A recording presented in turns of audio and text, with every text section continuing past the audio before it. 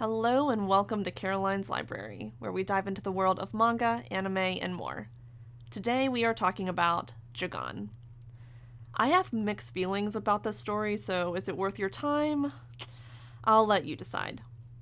Yeah, this is a weird one, so let's get started with a quick story setup. Jagaaaaaan is a police officer going through a bit of an existential crisis. He's unhappy with his life, and when he considers his future prospects, he's not exactly thrilled. Every day he has to psych himself up to go to work to deal with the monotony of his average, dull life. One day, he's assigned a job to handle a drunk at the subway, and things quickly get out of hand when a troublesome hothead transforms into a grotesque monstrosity.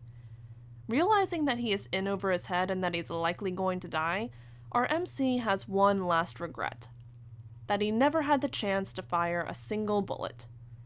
When suddenly the unthinkable happens, and our MC awakens his power to transform into a human hybrid powerhouse that quickly takes care of the raging monster.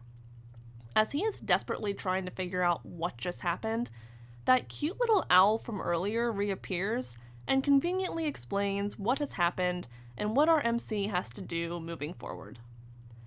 Okay, so we have a talking owl. Just stick with me because it's going to get weirder. As it turns out, frogs have been raining down from the sky, seeking out people who have burning desires and longings that have gone unfulfilled.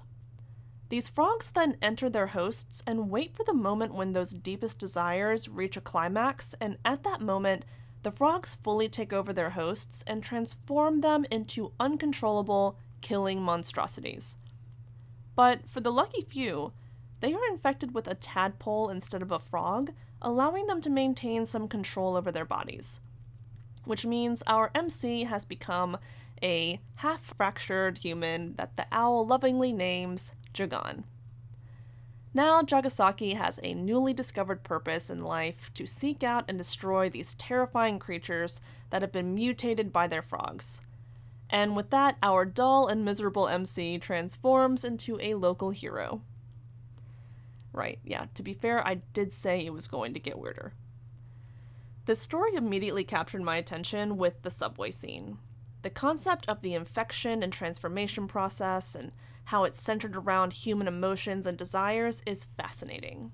And the different potential infections of frogs versus tadpoles added some mystery and drama to the story. As Jagaaaaaan starts to grasp the magnitude of the situation, the story introduces complicated life lessons and philosophical questions that touch on the ambiguity of justice, that lead to interesting juxtapositions and thought experiments like if violence can ever achieve peace, and if violent justice is ever warranted. This author also does a great job of adding in world-building details that don't ignore the elephant in the room. Sometimes stories just bypass the community's reactions towards the evil thing that's terrorizing their town. I'm looking at you, Jujutsu Kaisen. But this author addresses it head-on and makes it a part of the story, including protests, news coverage, and the government's response. So we've got an interesting parasitic relationship, some intense themes, and satisfying world-building.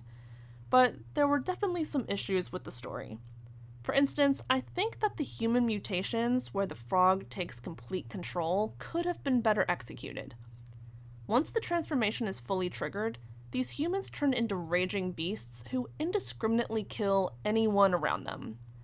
I think it could have been slightly more interesting if there was some variety in the results of the transformations for those who are infected with frogs.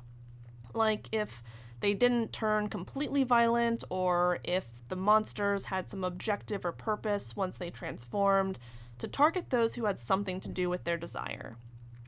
My second issue happens as we get later into the volumes, when some of the fights become a bit ridiculous, where powers and abilities suddenly become absurdly strong.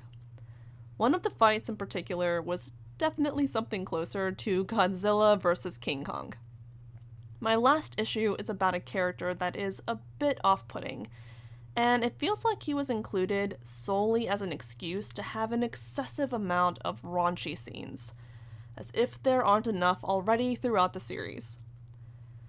So, overall, this is a weird story of frog parasites, talking birds, overly emotional, murderous creatures, and X rated interactions that may be too much for some readers. But it also dives into intriguing themes about the imperfection of being human, about the power of emotions like love, anger, and regret, and about the struggle between sacrifice and selfishness. If you're looking for an action packed, wild story with, at times, a deep and moving narrative and can handle some, let's call it spicy scenes, check out Jagaaaaaan. Thanks for popping on to watch this review. If you enjoyed it, be sure to like, comment, or subscribe for more content each week. And until next time, happy reading!